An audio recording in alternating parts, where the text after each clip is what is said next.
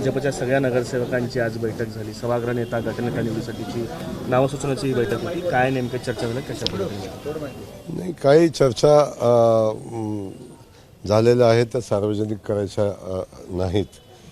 त्यामुळं गटनेता निवडीसंदर्भातली चर्चा झालेली आहे.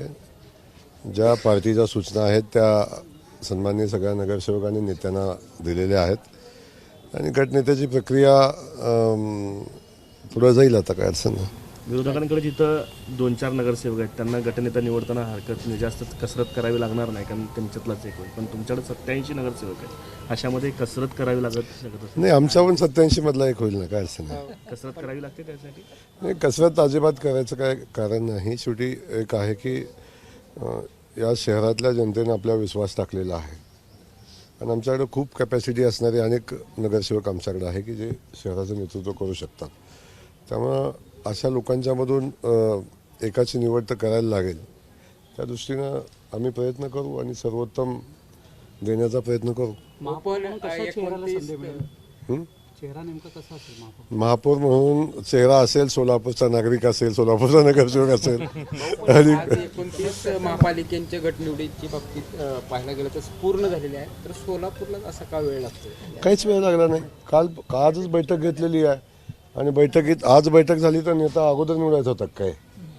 बैठकच आज झालेली आहे आणि नेता निवडीला अजिबात वेळ लागणार नाही.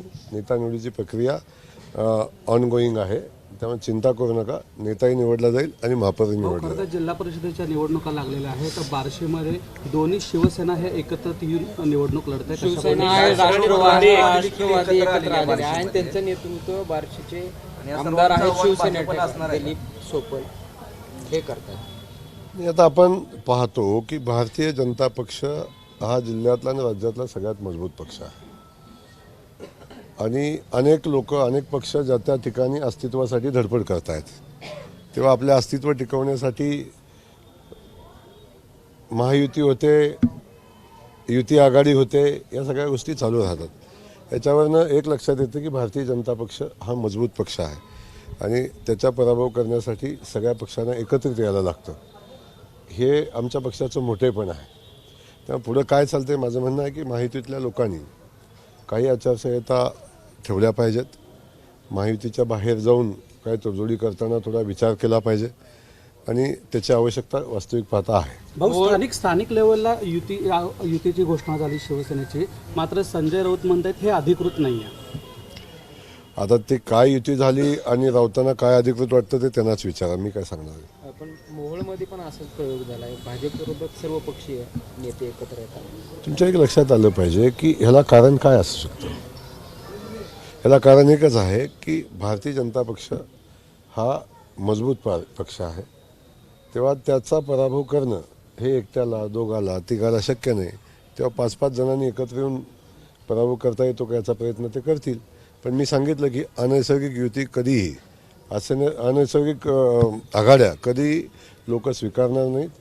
लोक भारतीय जनता पक्षासोबत राहतील आणि भारतीय जनता पक्षाची सत्ता येणाऱ्या जिल्हा परिषद पंचायत समितीच्या निवडणुकीमध्ये आपण बघाल की सोलापूर जिल्ह्याचा जिल्हा परिषद अध्यक्ष हा भारतीय जनता पक्षाचा असेल. वाशिममधील जे पानसाळा गाव आहे त्या ठिकाणी एखाद्या ग्रामसभा चालू होती आणि ग्रामसेवकाला जे आहे ते हकलून लावण्यात आलेलं आहे. काय सांगाल आपल्याकडे ग्रामविकास खाते? नाही, या संदर्भातली माहिती मी घेतलेली नाही, आपल्याकडून मला मिळाली. पण अशा पद्धतीचं कृत्य कोणाला करता येणार नाही. ग्रामसभेचे नियम आहेत, ते नियम सगळ्यांना सारखे राहतील, पाळायला लागतील आणि कुठल्या परिस्थितीमध्ये त्यांनी ग्रामविकास अधिकाऱ्याला ग्रामसभा सोडण्यासाठी सांगितलं याची माहिती घेऊन मग त्याच्यावर चर्चा करू. दक्षिण तालुक्यातील जिल्हा परिषद गटामध्ये आपल्याच पक्षामध्ये गटबाजी झाल्याचं दिसून येतं, कारण 2 उमेदवारांना एबी फॉर्म दिला जातो. दोघांना एबी फॉर्म मिळणं आणि जिल्हाध्यक्षांनी ज्याला नकार दिला होता, म्हणजे ज्यांचं पत्र रद्द करण्यासाठी सांगितलं होतं, वेळेच्या कारणामुळे त्यांचाच अर्ज जो आहे तो स्वीकारला गेला, बाकीच्यांचे जे आहेत ते अर्ज नाही. जिल्हाध्यक्षांनी जे सांगितलं तेच घडलेलं आहे. त्यामुळे तुम्हाला फार चिंता करायचं काय काम आहे. महापालिकेचा गटनेता कधी निवडला जाणार आणि पुण्यामध्ये कारण का मुंबईमध्ये गटनेता निवडल्यामुळे महापौर निवडीवर लांबणीवर पडतो. काय म्हटलं मुंबईचं काय मला सांग. गटनेता निवड केल्यामुळे महापौर पदाची निवड लांबणीवर पडली. सोलापूरचा गटनेता कधी निवडला जाणार आणि काय नाव वगैरे निश्चित झालं? सोलापूरच्या गटनेता निवडीची प्रक्रिया चालू आहे. सोलापूर शहराचा गटनेता लवकरच निवडला जाईल.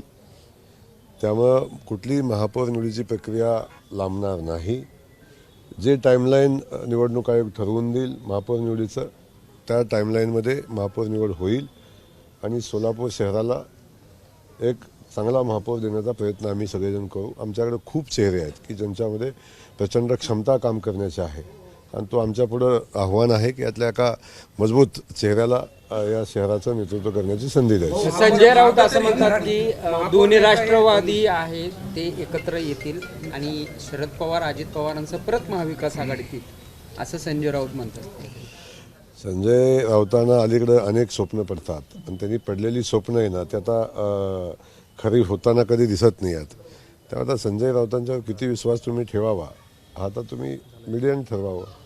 भाजप कुठेतरी घराणेशाहीला पूर्वीपासून जे आहे ते टीका करत आलं होतं की अनेक काँग्रेसच्या नेत्यांवरती भाजपने टीका केली आहे, परंतु तीच घराणेशाही आज भाजपमध्ये दिसते. अनेक ठिकाणी नेत्यांची पत्नी असतील, नेत्यांच्या घरचे भाऊ असतील, भाऊ अशा पद्धतीचे अनेक घरातल्या घरातच सगळ्या नातेवाईकांनाच उमेदवारी दिल्या जातात.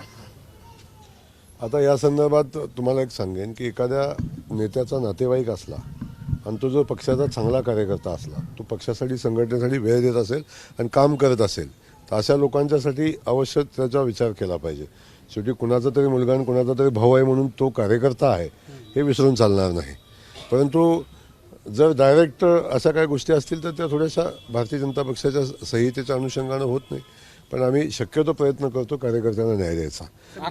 अकोला महानगरपालिका निवडणुकीत महाविकास आघाडी फुटलेली आहे. राष्ट्रवादी शरद पवार पक्षाने भाजपला पाठिंबा दिलेला आहे आणि त्यांच्याच पक्षाच्या जोरावर आता भाजप तिथं सत्तेत जाणार आहे. आता या संदर्भातली अधिकची माहिती मला नाही, माहिती घेऊन बोलतो तुमच्याशी. महापौर हे खुल्या गटासाठी आपलं आरक्षण झालेलं आहे. सोलापूरचा महापौर खुल्या गटासाठी असेल किंवा आता चर्चा सुरू झाली की आयरामांना पुन्हा महापौर संधी, एकनिष्ठ कार्यकर्त्याला संधी मिळेल का, काय विचार पक्ष करते या पातळीवर?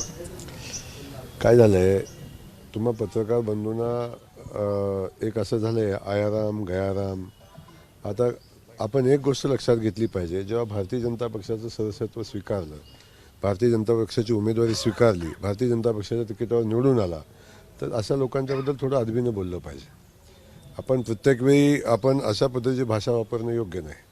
त्यामुळे माझी आपल्याला विनंती आहे की आपण सगळ्यांनी एक भाजप म्हणून आता काम केलं पाहिजे आणि आपण सुद्धा प्रश्न विचारताना थोडंसं साधन सुचिता ठेवून आणि लोकांचा सन्मान राहील अशा पद्धतीनं बोललं पाहिजे. शेवटी एक लक्षात घ्या, कधी आपण या पेपरला पत्रकारिता, कधी कधी आपण दुसऱ्या पेपरमध्ये जाऊन पत्रकारिता करता, त्यामुळे या सगळ्या गोष्टी आपण थोड्या लक्षात ठेवल्या पाहिजेत. सर्वसाधारण गटासाठी महापौर असल्या कारणानं 102 पैकी निवडला जाईल की 47 जे सर्वसाधारण मधले आहेत त्यांच्यामधला महापौर निवडला जाईल? सर्वसाधारण जागेमधलं जे 87 पैकी निवडलं जाईल का किंवा 47 जे महापौरच्या सर्वसाधारण गटातून निवडून आलेले त्यांच्यातला सगळं आजच सांगितलं तर मग महापौर निवडीच्या प्रक्रियेला काय अर्थ आहे? एबीपी माझा, उघडा डोळे बघा नीट.